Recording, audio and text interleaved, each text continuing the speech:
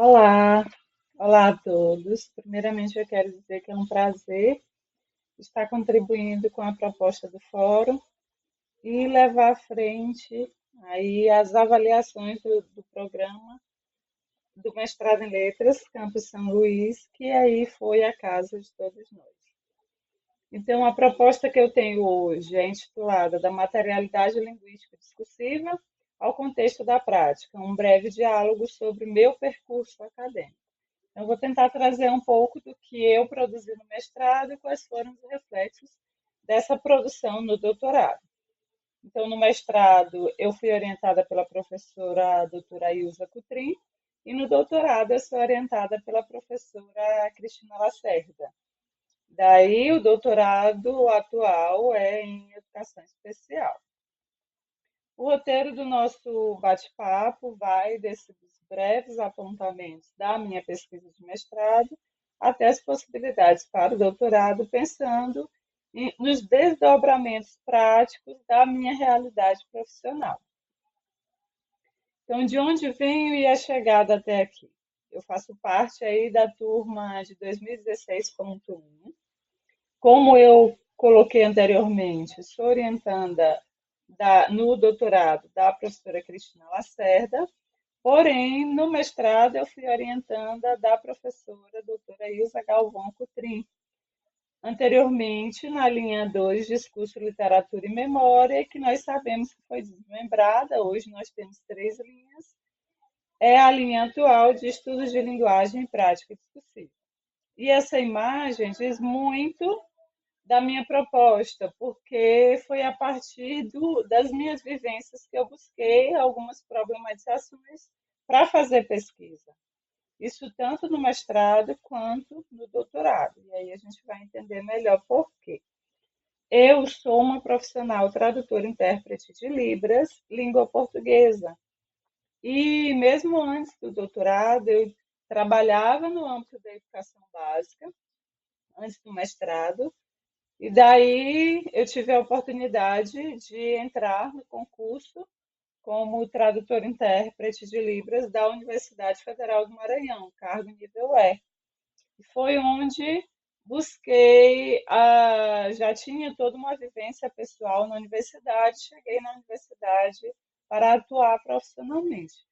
Então, naquele espaço, eu logo lidei com algumas situações, assim como na educação básica, e busquei fazer das minhas vivências um tema de pesquisa que iniciei desenvolvendo no mestrado e continuo no doutorado. O questionamento do mestrado é assim pontuado: como o sujeito tradutor intérprete Libras é discursivamente constituído, tendo em vista as práticas discursivas que emergem dos documentos oficiais e as práticas não discursivas que possibilitaram a efetivação das leis. Então, como colocado, eu tenho como ponto de partida a materialidade linguística presente na legislação. Então, eu realizei no mestrado uma pesquisa bibliográfica e documental, a partir de uma abordagem qualitativa, e é óbvio que nós somos, considerando também o aporte teórico-analítico do mestrado, que foi pelo viés da análise do discurso com uma vertente Foucaultiana, nós nos vimos determinados a fazer recortes nessas materialidades linguísticas presentes nas leis. Então, os principais documentos abordados foram o Decreto 5.626 de 2005, a Lei 12.319 de 2010 e a Lei 13.146 de 2015.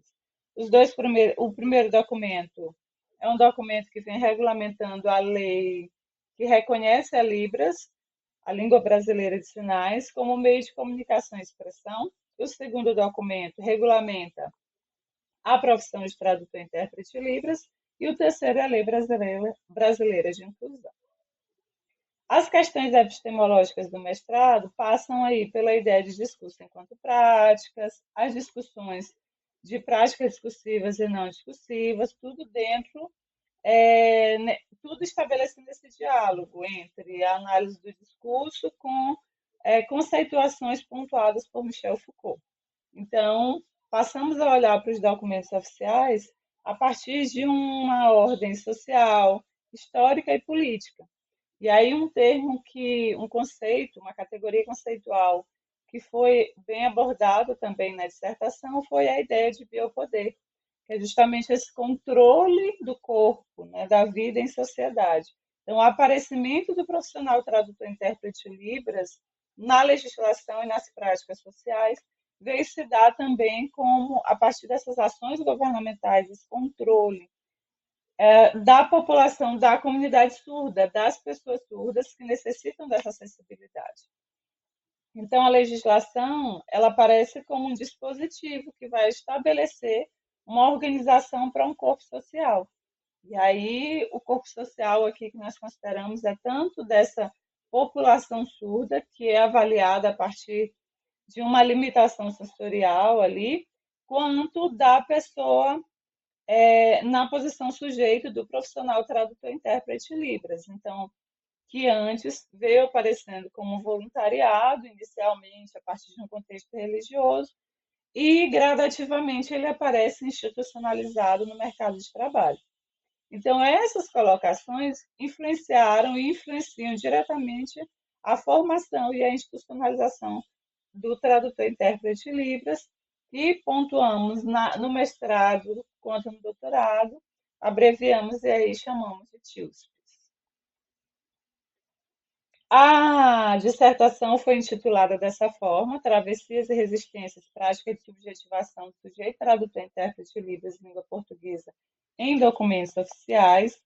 E aí nós buscamos, além de uma visão geral a nível nacional, no sentido de pensar como as demais legislações no campo da acessibilidade,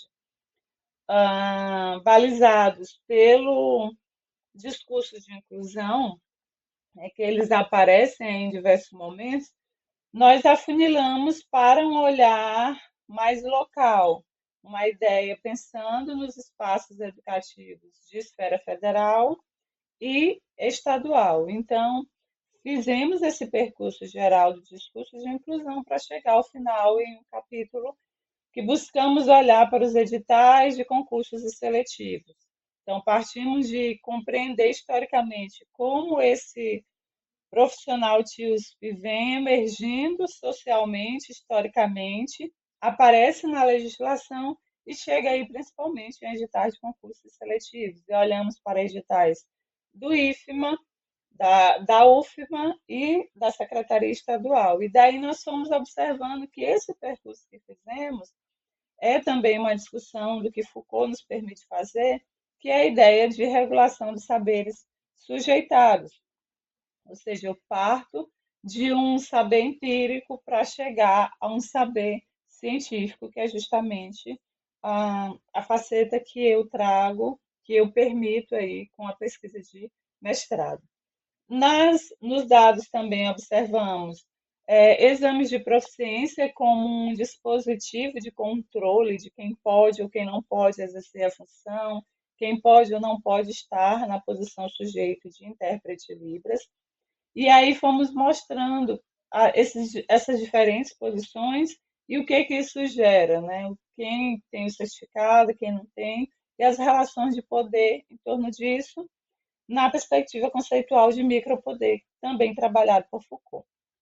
Fomos observando os efeitos na formação, que aí é o aparecimento dos cursos de letras Libras, e para o profissional tradutor-intérprete Libras é o bacharelado, e não a licenciatura. E atualmente também no Brasil nós temos cursos como cursos de tradução e interpretação, não entra com essa nomenclatura de letras Libras, mas também é um curso que é um curso superior. E tudo isso vai se dando porque o intérprete vai sendo institucionalizado. Daí há uma maior demanda tanto de oferta quanto tanto da necessidade por parte dos surdos, que passam a estar nos diversos espaços, como aumentos profissionais em formação. No entanto, nesse processo de formação, nós observamos fissuras.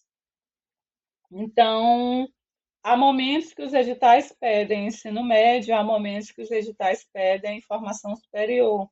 E aí a lei que regulamenta a profissão, inicialmente ela foi vetada, nós fizemos essa análise no mestrado, olhando para o projeto de lei anterior, antes de ser aprovado, e observamos as mensagens de veto, no sentido de que não podemos exigir uma formação superior, considerando que nós não temos custos suficientes, demandas de mercado para essa formação.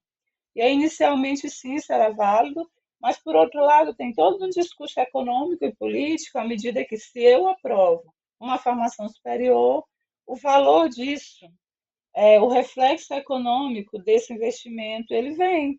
Então, eu preciso valorizar esse profissional em questão de salário, vai entrar outras demandas. Então, não é exatamente só uma preocupação para não deixar A ou B de fora porque não tem uma formação. Então, vejamos que os discursos econômicos e políticos, eles caem muito forte na legislação. Então, esse discurso jurídico ele está sempre atrelado a essa demanda política, econômica e tem um reflexo social histórico também nessa área.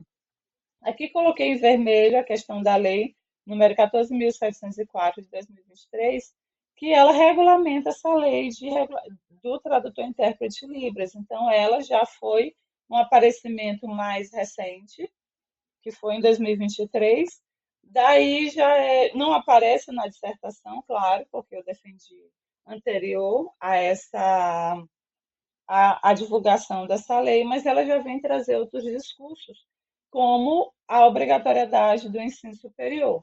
Porém, ela deixa algumas colocações, não precisa só ser letras libras bacharelado, curso de tradução e interpretação bacharelado, mas ela vai permitir cursos técnicos, ensino médio técnico, ela permite outras licenciaturas com especializações e cursos de formações específicos, ela vai trazendo delimitações que não foi o foco do mestrado, mas poderia ser sim, a partir da pesquisa de mestrado, uma proposta para um desenvolvimento de artigo, por exemplo.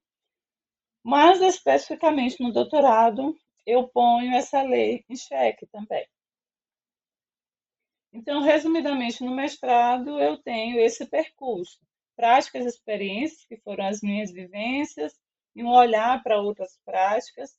Penso isso no acadêmico, então eu analiso a partir de um conhecimento científico, o olhar para esse jurídico, pensando em reflexos nas práticas institucionais e analiso esses discursos e as novas possibilidades. Inclusive, essa lei atual que eu citei anteriormente, que estava em vermelho, é uma nova possibilidade, né? Aparece aí como esse movimento discursivo, essas práticas que se movem. E daí eu tenho do mestrado ao doutorado. Como que eu cheguei no doutorado? No mestrado, eu trabalho com documentos e realidades, né? Ou melhor, das minhas vivências, que eu observava documentos e as realidades. Eu chego no mestrado para uma análise da legislação e de editais, e justamente na qualificação, um determinado membro da banca disse que era uma pesquisa, na qualificação do mestrado, era uma pesquisa excelente, muito promissora, e que teria curiosidade de olhar para a prática. E foi instigando também no desenvolvimento da pesquisa do mestrado essa ideia de olhar para a prática. Então, eu venho para o doutorado olhar para um contexto situado e especificamente para as práticas. Então, o meu contexto situado atual me leva à questão norteadora do doutorado.